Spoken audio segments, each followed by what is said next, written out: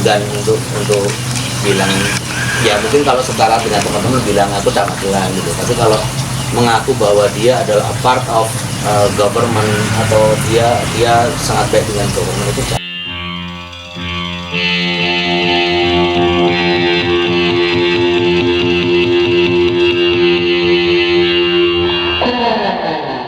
Halo, berjumpa lagi dengan channel Danu Sang Bintang Official, dan kali ini hostnya bukan Mas Danu karena di sini sekarang kita mau mengulik tentang Mas Danu. Kali ini Mas Danu yang akan kita potret. Hostnya adalah saya. Nanti saya titel sendiri ya. Gimana Mas Danu? Kabarnya Mas Danu? Alhamdulillah, akhirnya saya bisa menjadi bintang tamu. Bintang tamu di channelnya sendiri. Di channel sendiri. Ini aktivitasnya Mas Danu ini apa aja tuh? Banyak ya? Banyak. Yang teman-teman tahu kan pasti YouTube. Ya kan? Ini baru malahan. YouTube ya. Kita baru main YouTube. Tapi selain itu yang utama ya saya kerja di instansi pemerintah. PNS ya? PNS. Oh. Selama ini kan kayak saya sendiri kan kenal Mas Danu itu Bank Buku Magelang. Ya, oke.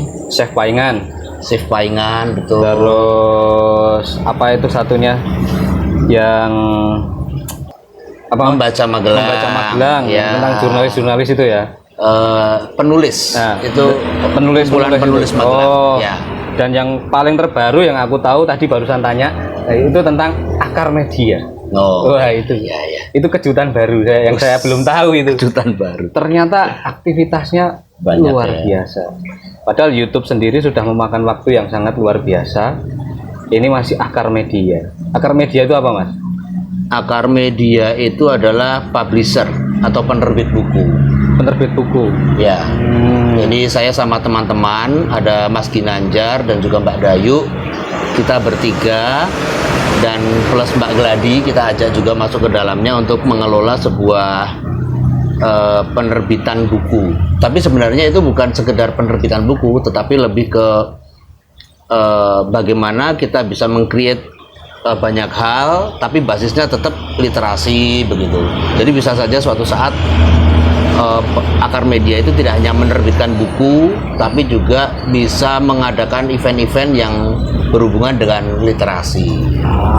Yang berhubungan dengan membaca dan menulis. Ya, membaca dan menulis. Nah, ini yang unik ini, Mas Danu itu adalah sosok yang pria sarung. Nah, ini di mana-mana saya sering lihat itu sarungan di acara-acara apapun kok kayaknya lebih banyak pakai sarungnya, Mas.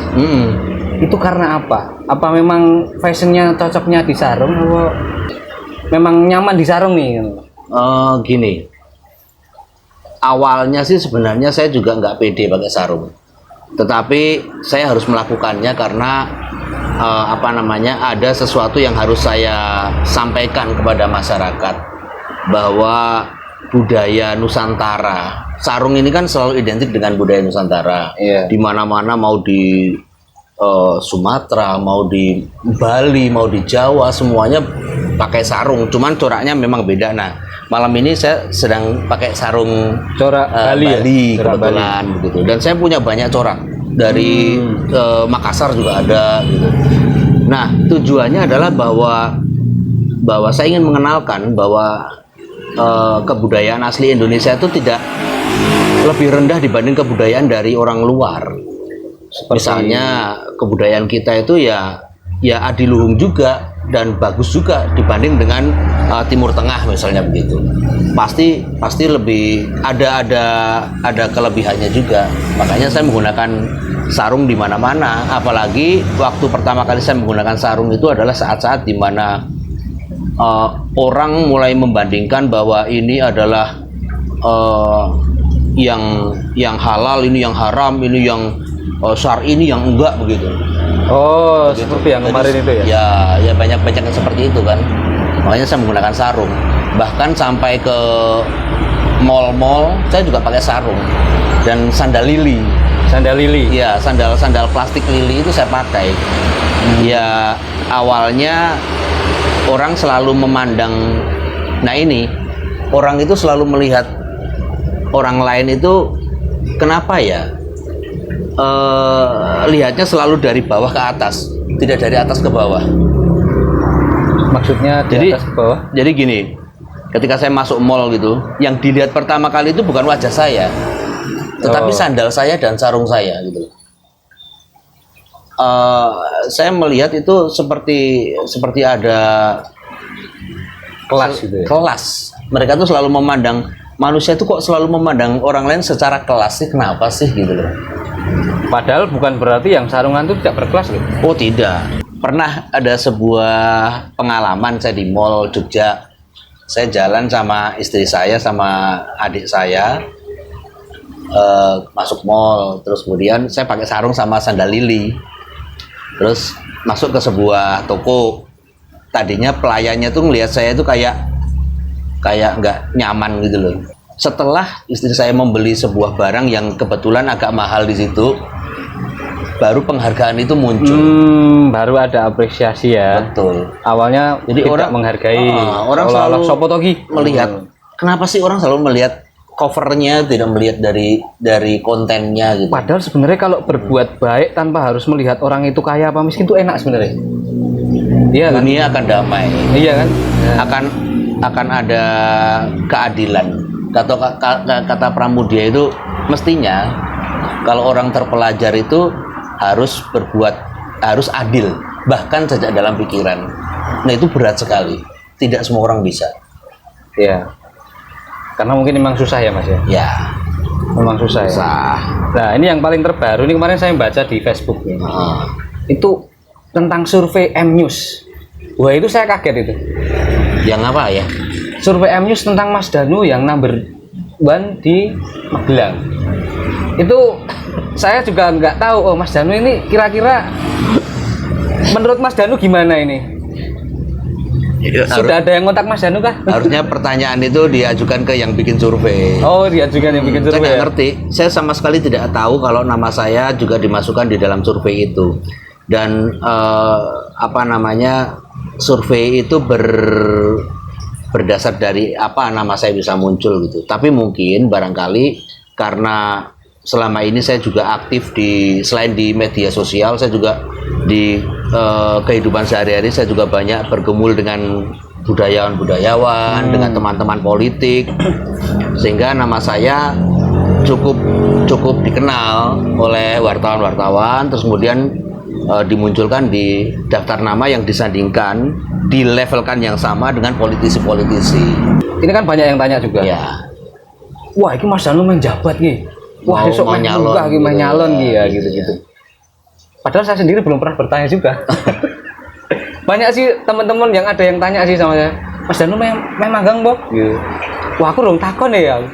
Nah, itu nek Mas Danu sendiri ada sih nggak sih pandangan untuk ke sana? Begini. Kita tidak boleh sebenarnya dalam hidup itu bahwa sebuah jabatan itu kita kejar itu sebenarnya tidak sopan gitu loh.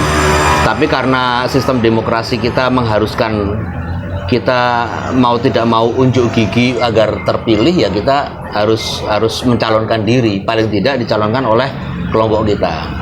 Masalahnya sistem demokrasi di Indonesia itu meskipun katanya sudah memungkinkan independen bisa hadir di situ, dan memang berdasarkan fakta di lapangan itu beberapa orang yang independen itu pernah menang dalam pilkada. Fakta yang lain juga membuktikan bahwa teman-teman partai itu juga nggak mau begitu saja legowo agar independen bisa masuk ke situ. Tetap harus pakai mesin ya. Nah, sementara saya sendiri juga tidak mungkin karena saya statusnya juga sebagai abdi negara, terus kemudian saya juga belum kerentep banget untuk benar-benar terjun di dunia politik praktis gitu loh. Tapi nanti siapa tahu kalau suatu saat memang ada teman-teman partai yang cocok dengan saya gitu, atau bahkan masyarakat, tidak harus partai, bahkan masyarakat pengen saya maju sebagai independen, dan mereka benar-benar komitmen ngajak saya untuk membangun Magelang dengan lebih praktis, ya sebagai warga negara yang baik ya saya harus mau tidak mau begitu. Karena kalau tidak ada yang mau, siapa lagi ya? Banyak orang-orang pintar yang tidak mau. Iya. Banyak orang-orang yang potensial tidak mau. Akhirnya yang maju ya yang orang-orang seperti itu lagi. Gitu. Orang-orang yang pintar juga. Oh, pintar. Sama. Iya, pintar pastilah. Saya selalu ingat kalau jabatan itu selalu ingat dengan sahabat Rasulullah yang ketika diminta menjadi khalifah, dia menangis terseduh-seduh gitu loh. Berat sekali menjadi pemimpin itu karena dia membuat kebijakan yang keliru, rakyatnya jadi tidak sejahtera atau rakyatnya merasa terdolimi, dia sudah dosa. Berarti ya memang ini ya Mas ya, berat juga ya. Tapi nggak ngerti pemimpin yang sekarang ini saya nggak ngerti. Di Indonesia kan banyak ya pemimpin, tapi saya nggak ngerti apakah mereka juga paham hal semacam itu. Mungkin paham Mas. Tapi kita nggak tahu kalau dia paham apa enggak. aduh. Nah. Iya. Nah ini menurut Mas Danu, pandangan Mas Danu, Magelang itu sekarang seperti apa sih? Magelang Raya atau Kota Magelang? Kota Magelang. Oh, Kota Magelang. Kalau Kota Magelang, saya pikir banyak hal yang harus menjadi penilaian. Artinya begini, tidak semuanya bagus, tapi juga tidak semuanya jelek. Kalau kita lihat dari sisi pembangunan infrastruktur, oke. Terus kemudian pembangunan image image Magelang sebagai kota sejuta bunga, sebagai kota yang modern, oke, gitu loh. Tetapi banyak juga hal-hal yang harus diperbaiki. Contohnya ya? Contohnya begini, Magelang kan sudah mendeklarasikan diri untuk menuju kota smart city. Iya. Nah, kadang itu masih juga diterjemahkan oleh pemerintah sebagai kota yang selalu modern, bangunannya bagus-bagus, atau pembangunan hotspot di mana-mana begitu. Kota modern ya. Kota modern, iya. Smart city itu kota modern. Tetapi sebenarnya kalau saya kan pernah ngobrol sama yang penggagas smart city juga di Indonesia. Kebetulan dia adalah teman saya juga. Dia mengatakan begini, smart city yang sesungguhnya itu adalah kota modern yang tidak meninggalkan akar akar budayanya atau sejarah kotanya, terus membangun yang tidak meninggalkan bangunan lawas, jati dirinya. Ya, Magelang sekarang berarti kita harus kembali dong. Kalau jati diri Magelang itu seperti apa? Magelang kan selalu identik dengan kota tua, kota yang banyak bangunan-bangunan sejarahnya. Kenapa itu tidak di-resource? Malah sekarang beberapa saat yang lalu banyak bangunan-bangunan tua yang dibongkar. Kan sayang sekali. Nah, hal-hal semacam itu. Terus smart city juga selalu berhubungan atau identik dengan pelayanan fasilitas publik yang semakin mudah. Nah, ini apakah pemerintah sekarang sudah benar-benar memberikan pelayanan publik yang memudahkan masyarakatnya misalnya. Contohnya ketika pengalaman saya sendiri, saya pindah rumah dan dengan begitu harus pindah KK, ngurus KTP baru dan sebagainya. Itu saja urusannya masih harus dari RT, RW, kelurahan, kecamatan, nanti balik lagi ke RT RW yang dituju, ke kelurahan lagi gitu. Dan itu harus ribet sekali. Kebanyakan pindah-pindah ngurusnya. Dengan adanya KTP elektronik itu kan harusnya, misalnya pemerintah Kota Magelang itu punya semacam aplikasi untuk kependudukan, KTP-nya tinggal ditempel di handphone pakai semacam aplikasi yang bisa barcode scan misalnya begitu kan, gampang banget. Dan teknologi ini diterjemahkan dengan euforia yang berlebihan. Misalnya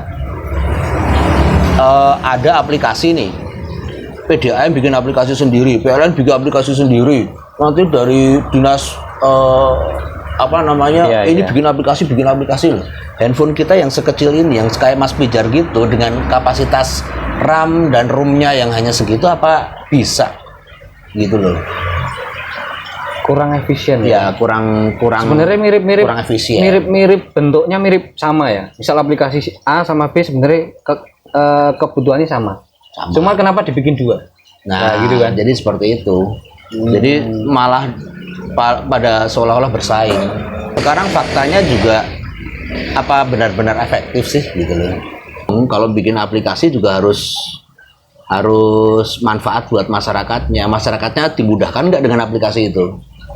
Misalnya aplikasi mau bayar tagihan listrik atau bayar PDAM lah gitu. Iya. Nah, kalau orang-orang tua itu kira-kira bisa nunul-nunul tulisan kecil-kecil nggak? Nah, ya itu. Ya kan? Seandainya aplikasi itu orang ini punya KTP, tinggal di barcode scan skit, namanya sudah muncul semua, terus datanya keluar, bayar sekian, enak kan? Nah, yang kota yang mengaku smart dengan membuat aplikasi sesmart itu belum sampai gitu loh. Bahkan itu nanti bisa sampai ke instansi manapun gitu ya, Oh, Mas? bisa. Harusnya gitu malah keren ya. Jadi satu pintu, tidak sekedar membuat aplikasi terus kemudian masyarakatnya dimohon untuk mengerti, tidak seperti itu. Karena kan kemampuan baik secara kapasitas intelektual dan ekonomi masyarakat kan beda-beda. Menarik sekali. Oh, menarik Pokoknya ngomongin mah lah nggak ada habisnya ya. dan berat. Nah, ini sekarang ngomongin yang ringan-ringan dan kesenangannya Mas Danu banget. Ya. Lawasan. Nah, ini setiap ketemu lawasan ki koyo ketemu pacar piye, Mas? Kok koyo kepengin duweni lho. Lawasan ki menurut Mas Danu apa sih? Lawasan itu media saya kan nggak pinter mengingat-ingat masa lalu ya. Saya tidak kalau kata teman sih saya detail mengingat kejadian-kejadian itu, saya detail. Cuman sebenarnya saya kurang bagus dalam mengingat sesuatu secara lengkap. Makanya ketika saya menjumpai semacam kotak pos, terus telepon, terus seperti ini, saya selalu ingat, oh kotak pos waktu itu saya jalan sama simbah saya misalnya gitu. Oh kotak kerupuk waktu itu saya beli di zaman apa. Lebih kenangan ya, Mas? Kenangan saya akan terus hidup dalam kehidupan saya. Itu bukan sekedar terus kemudian saya tidak mau maju, bukan berarti begitu, tetapi ini justru bahwa saya sangat menghargai kehidupan, menghargai peradaban, bahwa ini loh, sebelum ada komputer ada mesin tik. Jadi bagaimana kita nanti memperlakukan masa depan itu dengan berkaca pada masa lalu, biar nggak kehilangan akar. Penting ya. Penting. Seperti yang dikatakan Bung Karno itu, aku agak lupa. Jas merah itu. Jangan sekali-kali melupakan sejarah. Nah itu sangat penting. Mas Danu punya pesan-pesan buat anak-anak Magelang. Ini mumpung saya yang jadi hostnya, gue kepean mana? Pesan-pesan buat anak Magelang, cacah YouTuber, apa yang sekarang lagi berkreasi karena masa-masa pandemi ini kan, mungkin banyak yang akhirnya jualan. Nah, itu biar tetap semangat. Pesannya ya. Iya. Ini tapi nggak berarti kalau saya lebih sukses dari mereka loh ya. Bukan. Pesannya cuman yang penting teruslah bergerak, teruslah berbuat sesuatu sesuai dengan apa yang kalian inginkan. Artinya tetap konsisten, tetap berjalan di relnya, jangan meleng-meleng sana sini. Terus kemudian yang nggak kalah pentingnya adalah tetap saling jogo konco, jogo tonggo, jogo roso. Nah, itu adalah ketahanan nasional yang sesungguhnya itu seperti itu. Itu yang pernah ditulis Mas Danu di Facebook itu. Betul, harus seperti itu. Joko Konco, Joko Tonggo itu harus benar-benar kita itu sebenarnya nggak lari dari ajaran-ajaran agama manapun, karena kita nggak boleh kenyang sendiri sementara tetangga kita kelaparan. Kita nggak boleh senang-senang sendiri sementara teman kita nggak punya kerjaan. Nah, harus kita pikirkan juga bahwa kita sebagai masyarakat individu dan juga sebagai masyarakat sosial itu harus imbang. Kayaknya udah cukup ya Mas ya ini ngobrol potret bareng Mas Danu. Mungkin di lain kesempatan saya bisa jadi host lagi mungkin kalau dikasih kesempatan. Nanti di part 2 lah. Di part 2 ya. Terima kasih. Jangan lupa subscribe, share, like, dan komen.